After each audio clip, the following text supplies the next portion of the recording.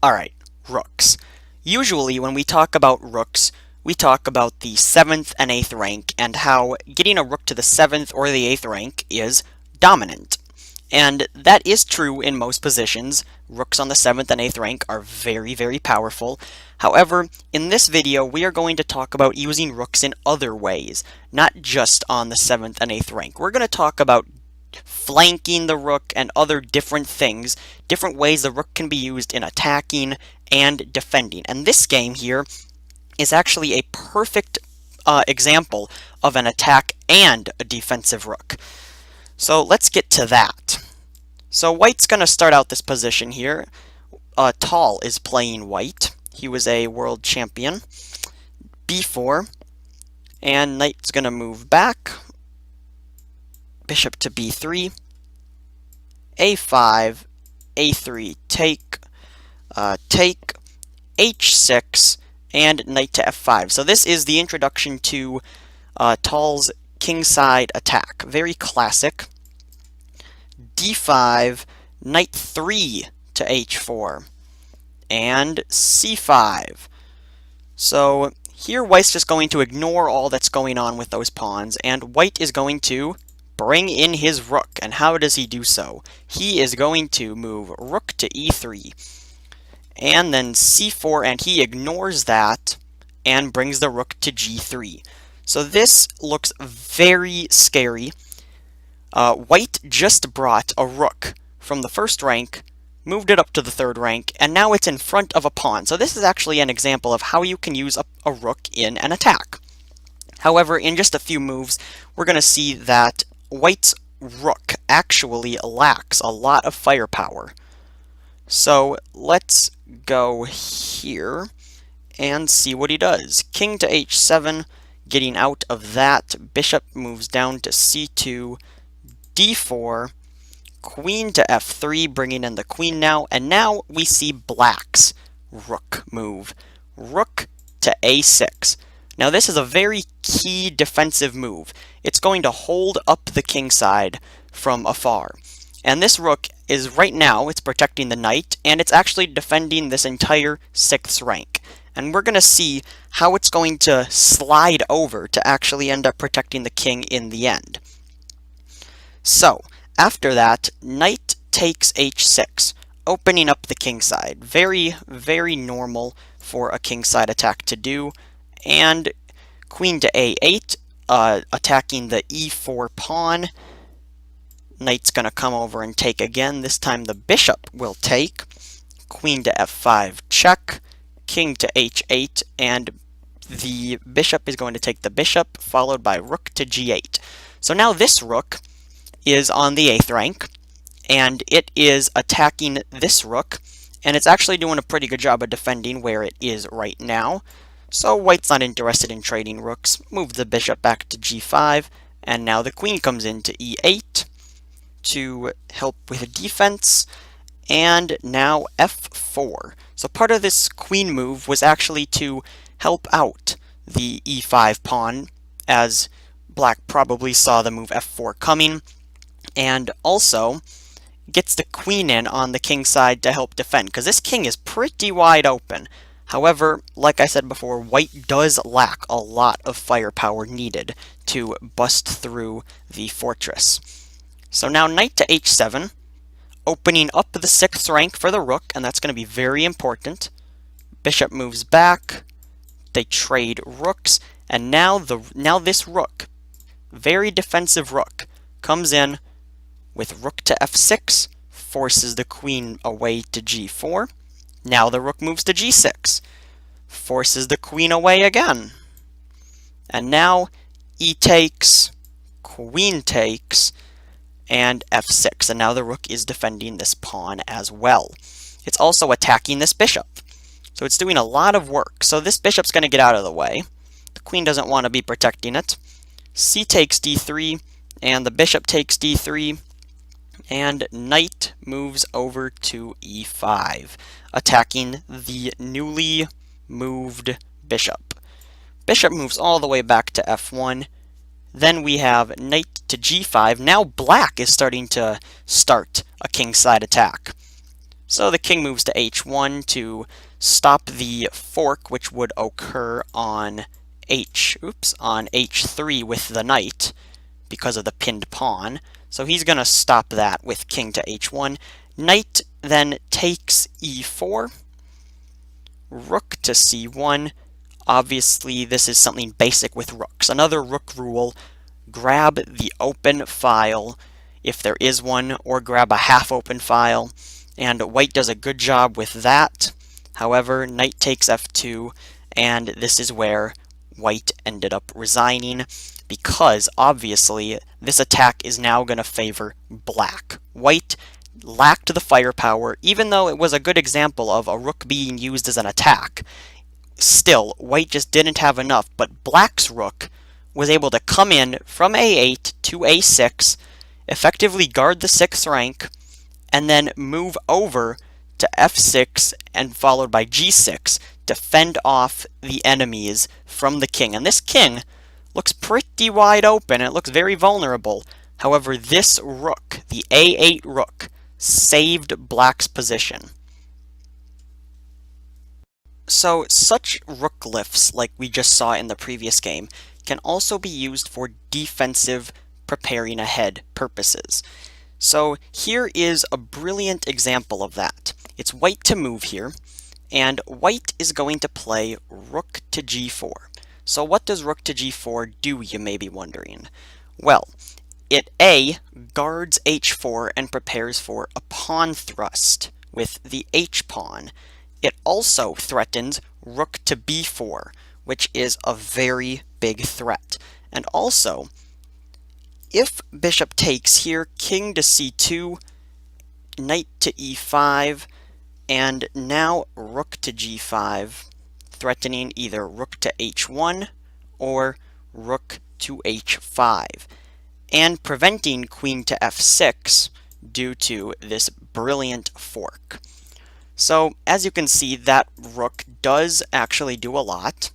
And also, with king to c2, that's kind of a goal for white right now, to connect the rooks. So that's something that white is trying to do. So black is going to respond with queen to f6. And you'll see why in just a few moves. h4, doing what he planned, and now queen moves down to f5. And this here is preventing king to c2. So now the white rooks are unable to be connected, which was a goal, and that's something that really needs to be done in order to finish out what white wanted to do with this pawn. So white decides to abandon that idea and just move over to the queen side. So he decides now to come over here, attack this pawn, and now bishop moves to f6.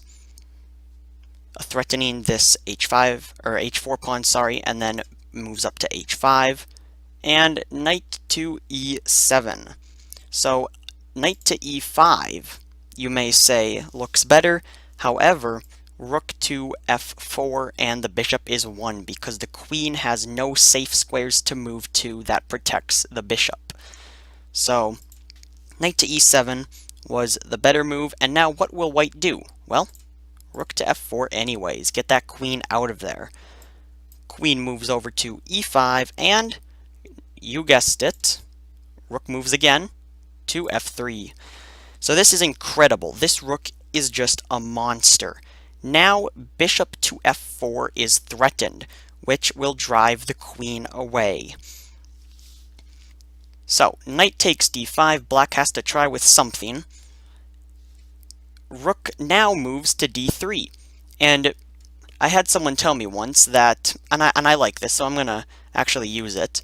The rook in front of the queen is like a pistol, because the rook is just so powerful when it's in front of a queen like this. It's supported, it's a very nice battery. A queen in front of a rook, though, is like a water pistol. It's not as powerful, but this is just very powerful because of that, and now the rook here is just going to take the bishop, and there's going to be a little minor trade, and now this queen's forced over to e4. And now rook to d3, and you can guess why probably. Obviously not taking the pawn here, moving down here instead, is obviously the better move because you will then see after queen to h1, king to c2, and after queen takes here, bishop to e5. So this rook is just amazing. 7 out of the last 10 moves have been rook moves. 7 rook moves with this rook, and it all started with the rook on g1 coming out to g4. And now look where it is. Now it's over on d3, and now we see queen to g5. And at this point, black ended up losing, and that is where we will stop this game.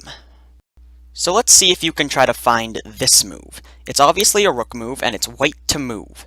So try to figure that out. Alright, the right move is rook to d6, going where the pawns are. So obviously attacking backward weak pawns is a goal.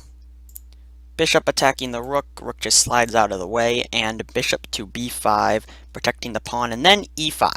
So the whole point of this rook move to d6 here was to attack the weak c6 pawn, and it was also to prepare for a pawn push to e6. So this after e6, f takes, then rook to d7 is very strong. So the knight moves over to e7. Now, try to come up with a way to get an even bigger advantage here. Think about this knight and what it wants to do. Alright, the correct move was e4, restricting the knight. So now the knight can't come to where it wants to go, and now that's going to explain black's next move, because it has to stop the rook from getting to d7. c5, and then come up with the next move for white. e6. This is extremely powerful, and it's much better than the weak rook takes b6, because after something like rook to c6, then e6, then we have bishop takes e4, we have ex f7 check, king to h8, rook to e2, and bishop to d5. So obviously what we did here with e6 is better. We have more pressure on the king. So f6, just bypassing that pawn, and f takes e6 is going to lose. There's going to be too big of an attack. So black doesn't want to open up his king too much. So he's just going to simply push. So now the rook takes. Bishop's going to cut off the rook's protection of the pawn. However, rook takes c6, very powerful. After the knight takes, the pawn pushes up to e7 check. It doesn't win the rook quite yet. The rook moves down to f7. And now try to find the winning move for white. Alright, the winning move is bishop to d5, attacking the knight. So not taking this rook yet, because that wouldn't give white an advantage, really. So after something like rook to c8, e8 to queen, check, rook takes, bishop takes c6, and now this wins a rook and puts white up. Because this rook is hanging, so this rook has to move somewhere. Say it moves here. The bishop is going to come down to d5 and pin the rook to the king, and it's just unstoppable. So that's that, and the 6th rank rook for white, and even black would be the 3rd rank rook, but the 6th rank rook for attacking is obviously meant to do something kind of like the 7th rank rook. It attacks weak pawns, so weak backwards pawns is what this is really trying to do. However, in this case, it also prepared a pawn push. And as we saw in the last example, moving the rook to the 4th rank prepared for a pawn push. And so does the 6th rank. So usually these rook lifts are actually preparation moves. They prepare for certain things, like in this case, a pawn push, which, as you can see, ended up being the cause for this game to be won. So those are a few examples of radical rooks, and how you can use rooks other than just use them on the 7th and 8th rank. So 3 good examples of other types of rooks. We saw the 3rd rank rook, the 4th rank rook, and now we saw the 6th rank rook. So I hope this helped. I hope you use this. Please remember to subscribe to our channel for more videos and get updated when we come out with more. And thanks for watching.